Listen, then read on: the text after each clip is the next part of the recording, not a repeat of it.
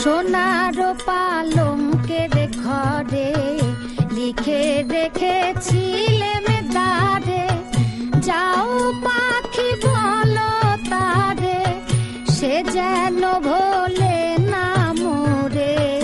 সুখে থেকো ভালো থেকো, মনে রেখো কে আমারে।